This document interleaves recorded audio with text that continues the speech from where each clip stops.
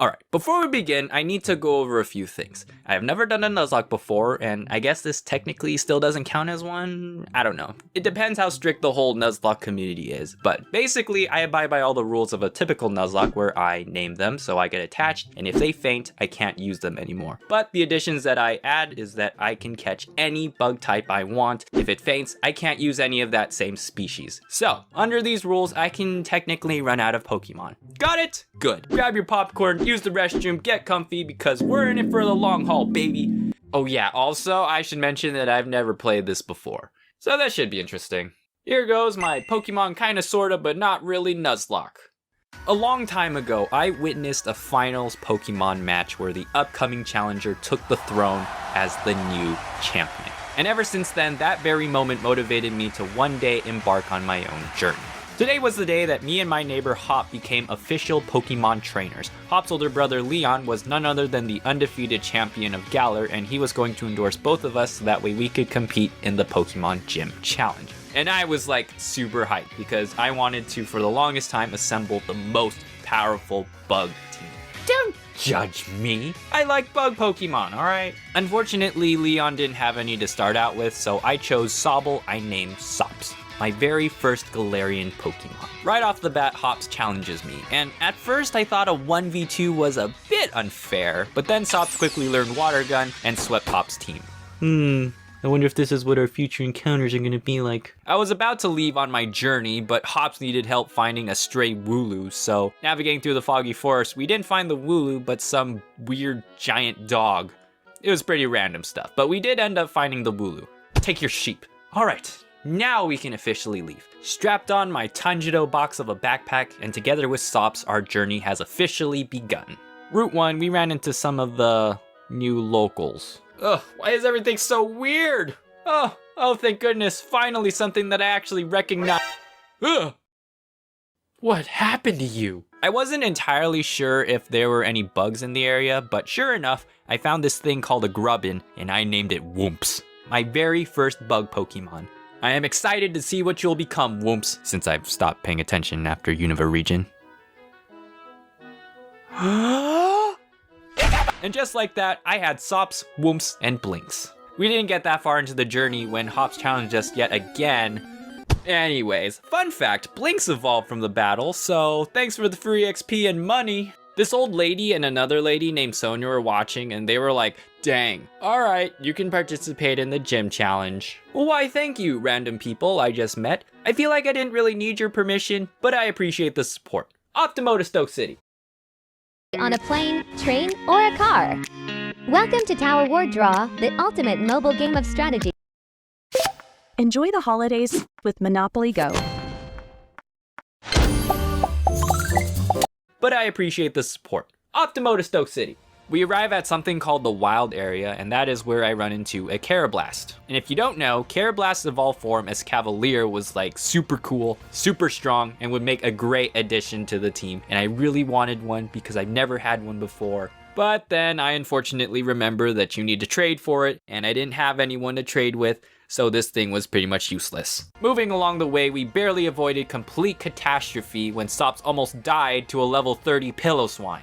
Why are there such strong Pokemon here? So carefully navigating through the wild area, we arrive in the city, beat up some members of Team Yell and this girl named Marnie in the hotel lobby so I could get my room key. Hey, what a cool statue. Woke up early, smiled and waved for the opening ceremony, shook hands with Chairman Rose, and pushed on to my first challenge. Just outside the city on Route 3, I was doing some exploring in case there were any bugs in the area, but after a while of no luck, we pressed on. Along the way in some cave, Whoomps evolved into something interesting. And then I met this bundle of joy, Bade. We just had a nice little discussion about his personality, and then after exiting the cave, I found a Joltik I named Lucas. And together with Whoomps and Blinks, bada bing, bada boom, holy crap, this is what Dynamax Pokemon battles are like. The first gym badge was ours. Oh, and you evolved. Nice. On the way to the next town, we were having a light conditioning session to get Lucas up to par with the rest of the team, and you know what, I must say, things were really starting to look up for my bug team. And I was sure that Lucas would add so much value, especially considering the fact that the next gym was water type. We got this in the bag. Lucas, no! A stupid wild Wobbuffet was able to perfectly counter Lucas's attack and cause the team's first death. Fearing the same thing would happen to my other Pokemon, we ran in shame. Lucas wasn't with us for long, and we may not be able to get revenge now, but Lucas's death gave us the spark to really zoom through our next challenges. Welcome to the team, Zweeps. Ah yes, it's my rival. It's time to show you how strong I am. Let's have a rematch. Out of my way!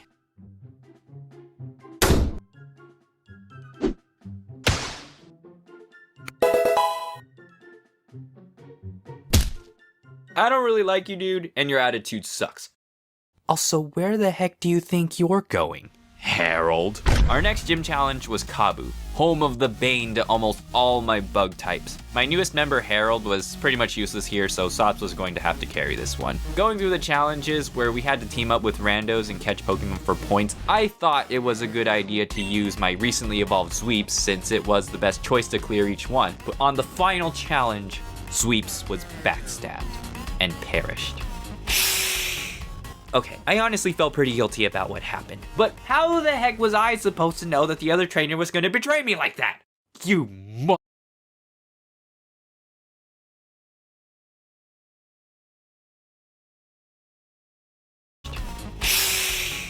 Okay, I honestly felt pretty guilty about what happened, but how the heck was I supposed to know that the other trainer was gonna betray me like that? You monster! We can mourn later. We got a badge to win. We burst through the gym doors, and it was game on. Sops took out the first two Pokemon pretty easily, and then it was time for Kabu's ultimate Pokemon, Scorch. Finally, before my own eyes, was one of the coolest bug-type Pokemon I have ever seen. Easily one of my favorites. Such an impressive beast, and I was super jealous. But now I can unleash my secret weapon. It was time to show my fifth Pokemon. You've been hidden way too long, but it's time for you to come out. Let's go, Grievous! Basically, a while back on Route 3, after asking around, I caught a Sizzlipede, and you know what? I absolutely loved it. Trained it and primed for a moment just like this. Now let's see whose Scorch was better. It was an intense battle between the two fiery centipedes. Based on appearance alone, it would have seemed like Kabu's Scorch had the upper hand since it was much bigger and unfortunately cooler looking. But Grievous's flame was fueled by the innocent blood of Sweeps. And in the end, that is what gave us victory. Yes! Oh, I'm so proud of you, Grievous. Yes, I am. Oh, yes, I am. Double yes! After some training, Harold really toughened up by evolving into a Golisopod. Well, how about that? And then we picked up Skarner the Squirrelpie along the way to Hammerlock City. He's no Sweeps, but I'm sure he'll be useful for something. Shortly after, I ran into Hops once again, who was feeling pretty down about himself because apparently he lost to Bade in a Pokemon battle, so it was up to me to be the good friend that I am and help him feel better by beating him up. From there, it was on to the fighting type gym where Blinks got real psyched up, if you know what I mean. Clean sweep, badge 4. But after the battle just outside, we found out that Bade, Mr. Ooh, I was endorsed by the chairman. Ooh, I'm so special. Ooh, everyone is beneath me. Ooh, thought it was okay to blast some hole in some ancient sacred art because he was entitled to it. Are you sure your name isn't like Karen? I tried to give him another beatdown lesson with my Skarner, but then he ended up getting a critical one hit by Solus's Psybeam. Of all people to lose a Pokemon to, you've got to be kidding me. I just got you! Vengeance! Well, Bade got in a lot of trouble for what he did anyway and ended up getting kicked out of the league, so I don't feel bad for him at all. Huh, well that looks important. Moving on, replacing Skarner was Jerry the Dwebble I found and quickly evolved. Look, I was running out of bodies to fill these Pokeballs with, so I had no other choice. I was beginning to be concerned about Whoomp since this whole time it hasn't evolved yet. I really wondered if I was like missing something. But shortly afterwards, Whoops rummaged through my bag and found a Thunderstone I had earlier and evolved. Ooh!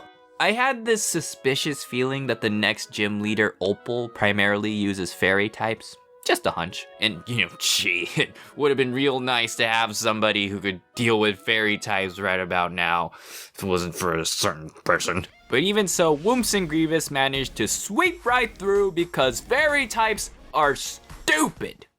Except for you, Sweeps, you're good. On the way to the next town, another explosion goes off. Sonia and the old professor lady are there and they give some explanation about two brothers, darkest day, giant Pokemon running rampant, really giving me some Attack on Titan vibes.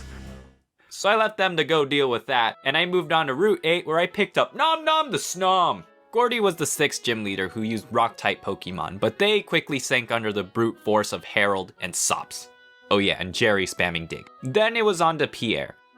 Alright, well, this gym uses nothing but a bunch of dark types, so... Wait right here, Nom Nom. Blinks will watch you.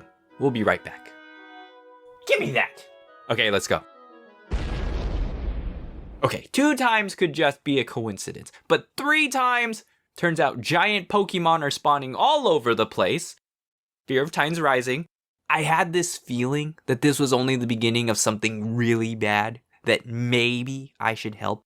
But nah, they told me to go focus on getting my last badge. Okay then. And that might be a challenge, because the last gym is home to Raihan and his dragon Pokemon, which are known to be tough, resistant to most types, and are pretty versatile with their movesets. It was kind of a good news, bad news situation. The good news is that Nom Nom received 10,000 grams of friendship to evolve and give us the ice advantage. The bad news is that she is literally the definition of a glass cannon. Meaning, yes, Nom Nom big strong against dragon types, but if Nom Nom touch Candle or Pebble, which dragons are more than capable of throwing, Nom Nom go bye-bye. So as we went in, the entire team had one objective on their mind. Protect Nom Nom. This time it was in the form of a double battle, and making sure they didn't get any chance to gain momentum, Harold and Nom Nom made quick work of his Flygon and Gigalith. But then came out his big bad Duraludon and Sandaconda. You've got to be kidding me. Duraludon was literally the love child of Godzilla and a skyscraper. What could we possibly do against a building? I quickly switched Harold for Blinks, hoping that he could put it to sleep and then have Nom Nom finish it off with an Aurora Beam. But at the last moment, Blinks became paralyzed from the Sandaconda, and Nom Nom's attack wasn't enough to take down the Duraludon. And before I could switch both of them out, Blinks was smashed by a stone wall. You did well, Blinks. You did your job. Sops and Jerry came in, and even though they both became paralyzed by the Sandaconda, Jerry couldn't land a single dig, they were able to stall out Duraludon's Dynamax form, giving Harold the opportunity to come back in and brick break the crap out of it, and finally deal with that pesky snake. The last gym badge was ours, but we lost Blinks. A true OG of the Bug Squad, and provided so much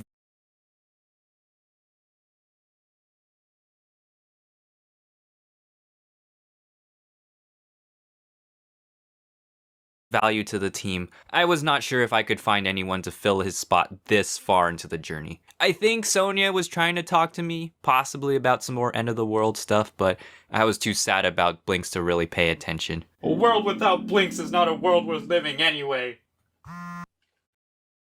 One Punch Man World is the ultimate action game you've all been waiting for, and it's free to play. The game is praised by its fans for its immersion, storytelling, and gameplay. You'll be battling against all types of monsters and enemies from the series, so you'll need to be strategic. Here's a pro tip. Make sure to frequently visit the shops to purchase health restoring items. These will be your lifeline in challenging battles. And when you're in the heat of battle, remember to utilize your team. You control one character, but you can have up to 3 in the field, controlled by the CPU, helping you out. Use their skills wisely and coordinate your attacks for maximum damage. Best no Wi-Fi games.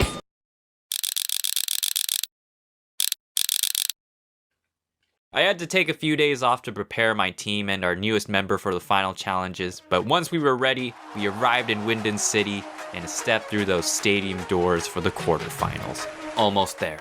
Marnie and her dark Pokemon were up first, and this is honestly the best time as any to debut the newbie. So I brought out Gaia, yes, Cavalier, aka formerly useless. Yep, that's right. And stacked with a sword stance, Gaia became a true powerhouse and swept the entire team. Then we had one final match between me and my rival Hop.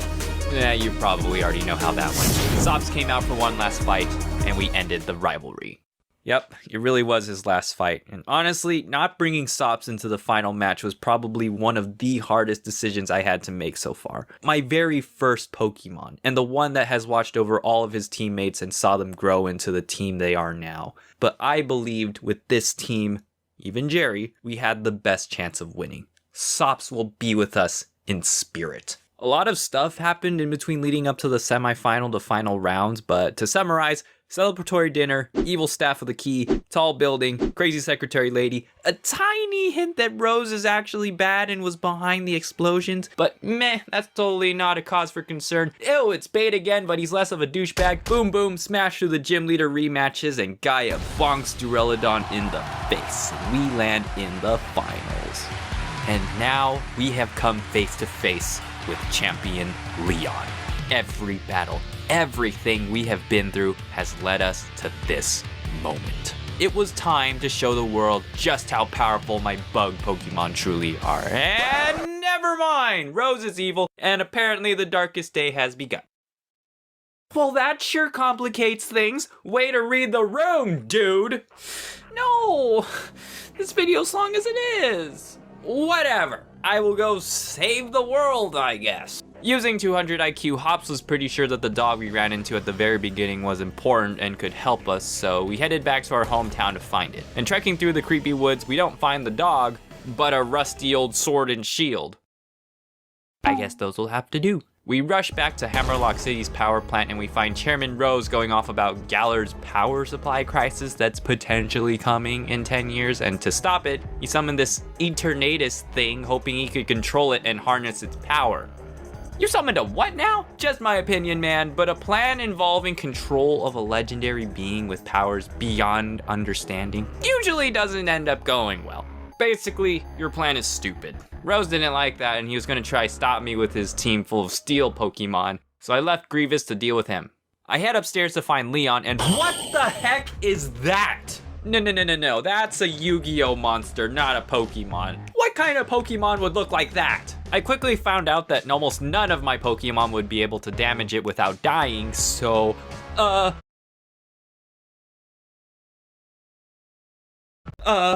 Jerry, go!